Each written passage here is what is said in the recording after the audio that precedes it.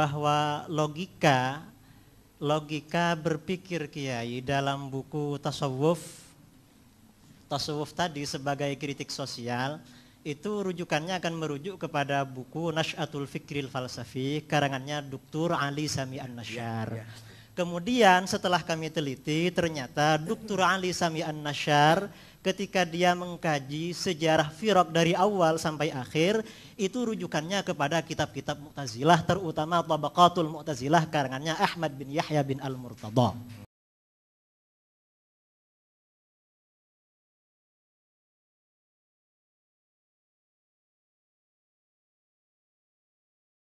Beberapa poin dari buku Kiai yang ingin kami sampaikan dan tadi oleh teman saya Kiai Abdullah Syamsul Arifin itu sudah dikatakan bahwa logika berpikir Kiai dalam buku tasawuf tadi sebagai kritik sosial itu rujukannya akan merujuk kepada buku Nash'atul Fikril Falsafi karangannya Dr. Ali Sami An-Nasyar. Kemudian setelah kami teliti ternyata Dr. Ali Sami An-Nasyar ketika dia mengkaji sejarah firaq dari awal sampai akhir itu rujukannya kepada kitab-kitab Mu'tazilah terutama Tabaqatul Mu'tazilah karangannya Ahmad bin Yahya bin Al-Murtada. Dari situ kami sudah mengkaji di bawahnya ada footnote-nya. Di bawahnya Dr. Ali Sami An-Nasyar itu ada dan di dalam buku ini dalam buku tasawuf, Kiai kan mengatakan bahwa percaya kepada qada dan qadar Allah seperti yang dipercaya dan mengatakan Nahdlatul Ulama bil qadri khairihi wa syarrihi itu sebenarnya Jabariyah. Itu dalam logika Mu'tazilah seperti ini memang dikatakan Jabariyah dan Jabariyah katanya mereka berawal atau dikembangkan oleh Muawiyah bin Abi Sufyan seperti Kiai katakan tadi. Dan maaf Kiai, ini katanya para pakar dalam Tabaqatul Mu'tazilah, memang orang-orang Mu'tazilah pada abad 4 kebelakangan karena terjadi perkawinan antara Mu'tazilah dengan Syiah, ada upaya-upaya untuk menghubungkan sanad ajaran Mu'tazilah dengan Ahlul Bait, dengan Muhammad bin Ali bin Al-Hanafiyah. Muhammad bin Ali Al-Hanafiyah ini katanya belajar kepada Sayyidina Ali, lalu Sayyidina Ali belajar kepada Rasulullah SAW. Kalau begitu ajaran Qadariyah, Mu'tazilah dan Syiah dari Rasulullah, sedangkan Jabariyah itu dari Muawiyah bin Abi Sufyan. Dan ini sudah maklum dalam referensi-referensi Al-Firaq dikatakan bahwa Al-Mu'tazilah atau Al-Qadariyah itu memang mengatakan Ahlus Sunnah wal Jamaah itu Mujbirah atau Jabariyah. Dan Jabariyah itu katanya dari Muawiyah bin Abi Sufyan. Dan ini kalau dilacak lebih mendalam lagi, sebenarnya tadi yang dikatakan Wasil bin Atha belajar kepada Muhammad bin Al-Hanafiyah, ini sulit untuk dicari kebenaran sejarahnya dan datanya. Mengapa? Secara historis Muhammad bin Al-Hanafiyah meninggal tahun 80 Hijriyah. Ada yang mengatakan meninggal tahun 81, itu pun pada bulan Muharram. Sementara Wasil bin Atha lahirnya tahun 80 Hijriyah, meninggal tahun 130. Kapan belajarnya? Belajarnya kapan kalau begitu? Belajar kepada Muhammad bin Al-Hanafiyah. Kemudian untuk menyambung-nyambungkan itu orang Mu'tazilah mengatakan bahwa Wasil bin Atha ini sebenarnya bukan belajar kepada Muhammad bin Ali Al-Hanafiyah, belajar kepada putranya Abu Hashim Al-Hasan bin Muhammad bin Al-Hanafiyah. Memang Abu Hashim bin Al-Hanafiyah ini sempat mujalasah, ya kathir dawam al-mujalasah dengan Wasil bin Atha, tetapi perlu diingat bahwa Abu Hashim bin Al-Hanafiyah, Abu Hashim bin Muhammad ini meninggal sekitar 198 Hijriyah.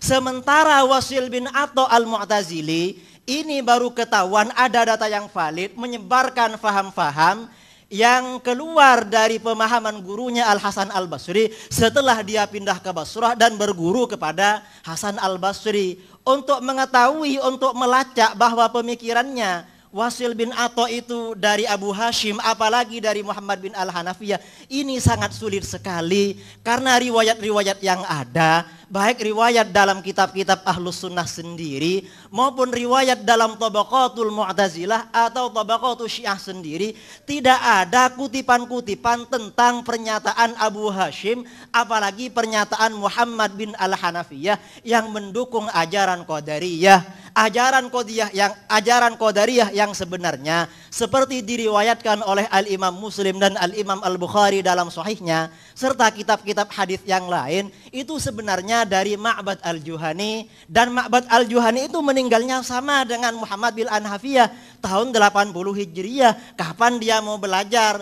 Dalam kitab-kitab Rijalul Hadis dia belajarnya juga kepada Muawiyah bin Abi Sufyan, Anas bin Malik dan sahabat-sahabat yang lain. Ini keberatan kami karena logika yang dipakai oleh Dr. Ali Sami An-Nasyar dan dikutip oleh Kiai itu logikanya Mu'tazilah, bukan logika yang lain. Itu yang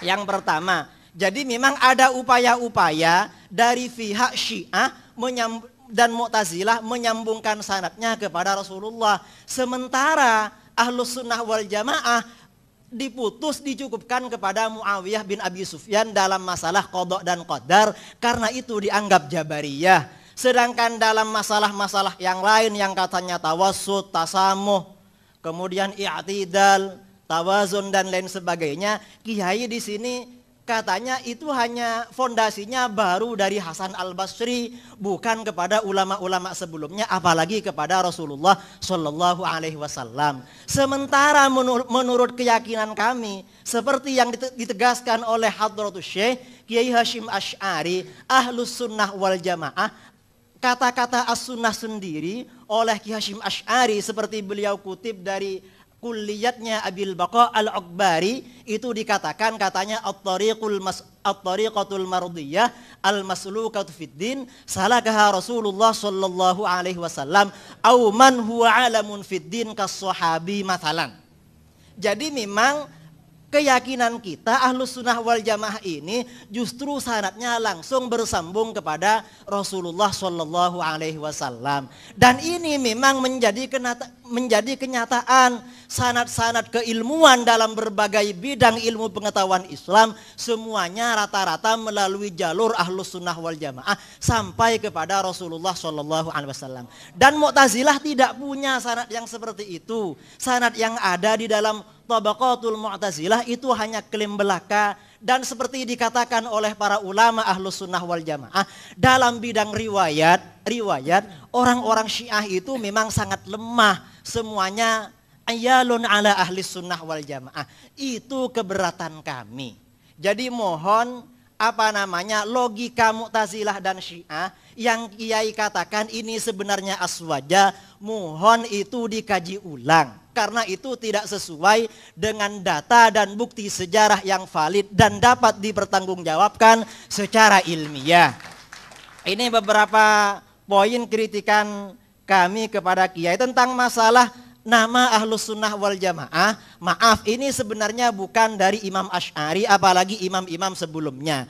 Karena ada asumsi sebagian orang katanya nama Ahlus Sunnah wal Jamaah itu sebenarnya dari Imam Al-Asy'ari. Ada yang mengatakan dari As-Subuki, ada yang mengatakan dari Murtadha Az-Zabidi. Itu sebenarnya bukan demikian. Nama Ahlus Sunnah wal Jamaah sebagai sebuah nama itu sudah ada sejak generasi akhir masa sahabat.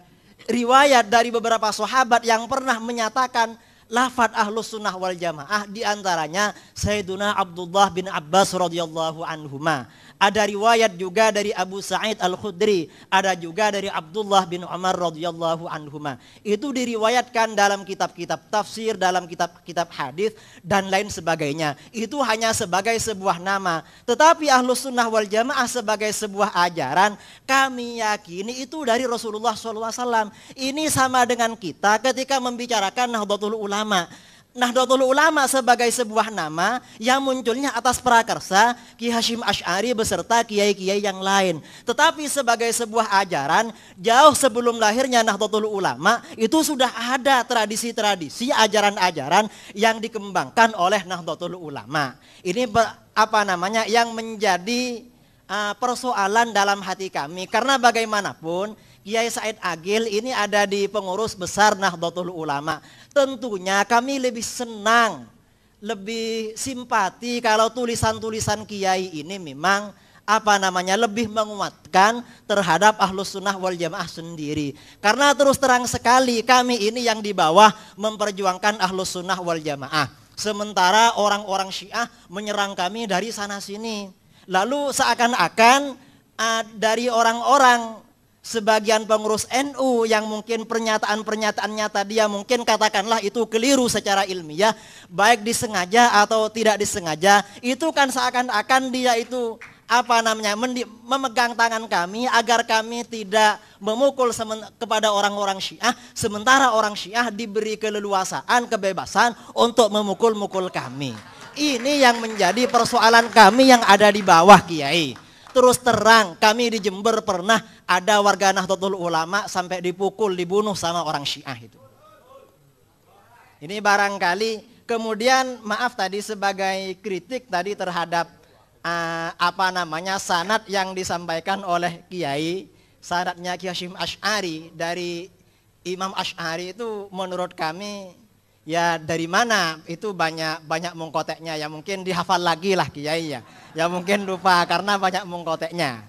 Terima kasih. Assalamualaikum warahmatullahi wabarakatuh. Baik, terima kasih. Sebelum kami berikan kepada beliau Kiai Haji Said Agil Sirot, kita sejak awal kita sampaikan bahwa kita tabayun forumnya, kita tetap dalam suasana jernih dan hati nurani kita. Saya persilakan untuk Yai Said dulu.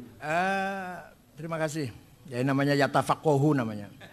Yatafaqahu itu fi'il mudhari', jadi harus up to date. Harus kontekstual.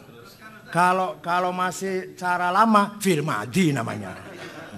Allah aja mau menyuruh yatafaqahu fi'il mudhari'. Jadi harus berkembang berpikir itu, jangan mandep. Wal yungdhiru, begitu pula membina masyarakat harus kontekstual, harus up to date. Harus at-tajdidul mustamir. Ya, karena ya yungdhiru fil mudhari'. Harus zaman hal dan istiqbal. Kalau masih khutbahnya masih cerita Nabi Musa mandi di sungai, bawa batu, bawa seruannya Nabi Musa, itu fil madhi namanya masih. Sekarang harus up to date.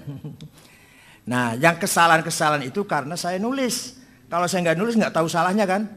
Jadi kalau ente nggak nulis ya nggak tahu salahnya, nggak nulis. Ya, al khoto minal amal. Orang yang kesetrum ya tukang listrik, udah kutik listrik. Kalau nggak pernah pegang listrik nggak pernah kesetrum. Orang nabrak ya supir. Karena nyupir, coba nggak jadi supir, nggak pernah nabrak. Jadi kesalahan itu karena dari amal, kesalahan itu. Kalau nggak mau salah ya jangan beramal, nanti nggak mau salah nanti. Bahwa Ali Sami Nasyar hanya mengambil dari Mu'tazilah tidak benar, Said. Kemudian Ali Sami Nasyar malah menekankan mengambil dari Al-Maqalatul Islamiyin, Al-Milal wa Nihal, selalu ngambil dari itu, Al-Milal wa Nihal, Al-Farqu Bainal Firaq, karena Ali Sami Nasyar terkenal Asy'ari abad ke-20. Yang paling mempertahankan mazhab Asy'ari di Mesir, beliaulah orangnya. Ketika Asy'ari baru saja habis diserang oleh Asy-Syekhul Akbar Muhammad Abduh, the Grand of Syekh Al-Azhar. Nah, tentang sanad tadi, memang siapa tadi? Wasil bin Atha, temannya Abu Hashim memang. Abu Hashim, kenapa namanya Abu Hashim padahal dia nggak punya istri, mati belum punya istri, tapi namanya kok Abu Hashim. Saya nggak tahu kenapa namanya Abu Hashim, padahal nggak punya anak. Abu Hashim ini anaknya Muhammad bin Hanafiyah. Dialah yang menggerakkan pasukan di bawah tanah untuk menggulingkan dinasti Bani Umayyah. Pimpinan di timur Abu Muslim Al-Khurasani, itu kadernya Abu Hashim yang akan siap menggulingkan Bani Umayyah. Abu Hashim punya catatan pasukan-pasukan itu, jaringan-jaringan lah. Di tengah jalan sakit perut, lari ke rumahnya Ali bin Abdullah bin Abbas. Mati di situ, wafat di rumahnya Ali bin Abdullah bin Abbas. Abu Hashim itu mati, dibuka tasnya oleh Ali bin Abdullah bin Abbas. Ternyata nama-nama jaringan-jaringan kader-kader Syiah yang akan menggulingkan dinasti Bani Umayyah diambil oleh Ali bin Abdullah bin Abbas. Jadi perjuangan Abu Hashim diteruskan oleh Bani Abbas. Menang. Pertama kali khalifah adalah Muhammad Abul Abbas ibn Ali bin Abdullah bin Abbas yang terkenal As-Saffah. Mengapa As-Saffah? Karena semua Bani Umayyah gede cilik lanang wadon tuwa enom patine kabeh oleh Muhammad ibn Ali ibn Abdullah ibn Abbas. Laki, perempuan, tua, muda, kecil, bunuh semua. Kecuali satu yang lari. Abdurrahman Ad-Dakhil. Lari dari Syria sampai ke Spanyol, ke mana Andalus. Maka dinasti Bani Umayyah berdiri sendiri di sana. Terjadilah perdebatan. Bagaimana hukumnya kalau ada imam dua khalifah. Di timur Bani Abbasiyah, di barat Bani Umayyah. Itulah cerita Abu Hashim. Sedikit tentang Abu Hashim. Abu Hashim orangnya cerdas, orangnya pinter, cerdas, politisi, aktivis, energik, bisa membangun jaringan di bawah tanah malah yang akan menggulingkan dinasti Bani Umayyah.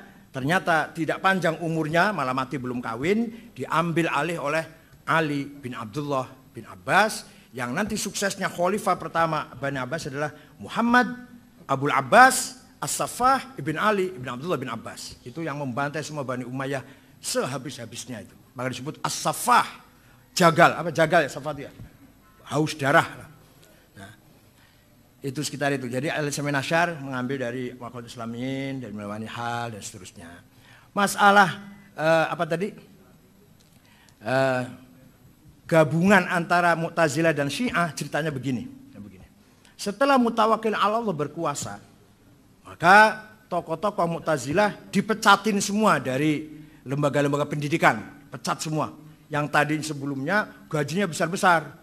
Waktu zaman Ma'mun, Mu'tasim, Wathiq, kalau Mu'tazilah gajinya berapa ya? Kira-kira kalau sekarang berapa? Kira-kira sekarang berapa? 10 juta lah ya sebulan. Kalau yang qala Rasulullah Mujibatul Ghusli 2 juta. Furudil Wudu'i 2 juta. Tapi kalau yang ilmu kalam, filsafat 10 juta. Itu zaman Ma'mun, Mu'tasim, Wathiq. Mutawakkil 'ala Allah membalik keadaan. Yang ngajarkan hadis besar gajinya. Yang ilmu kalam diberangus malah. Dipecatin. Oleh gubernur Dailam, namanya Ibnu Ibad, yang Syiah. Sini. Mu'tazilah kamu sudah gak dipakai di Kairo, gak dipakai di Mekah Madinah, di Syria, gak sudah dikucilkan. Sini. Maka terjadi eksodus. Ulama-ulama Mu'tazilah pindah ke Dailam, yang gubernur waktu itu Syiah Ibnu Ibad. Di sini hebatnya Syiah. Hebatnya gimana? Prinsip Syiahnya tidak luntur.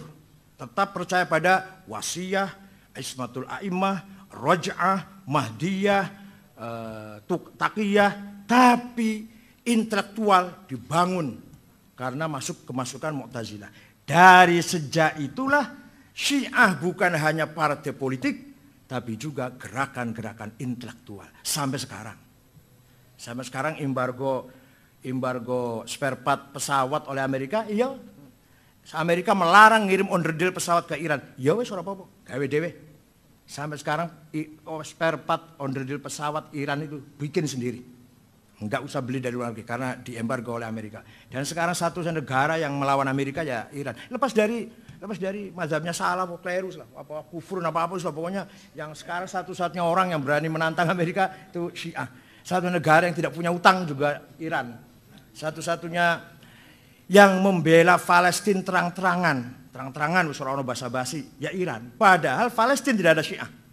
Orang Palestina nggak ada Syiah, orang Palestina. Tapi yang membelain Palestina mati-matian Iran. Ini lepas dari kufrun apa nifakun apa dolalun lah. Iya. Apa? Ayat setan.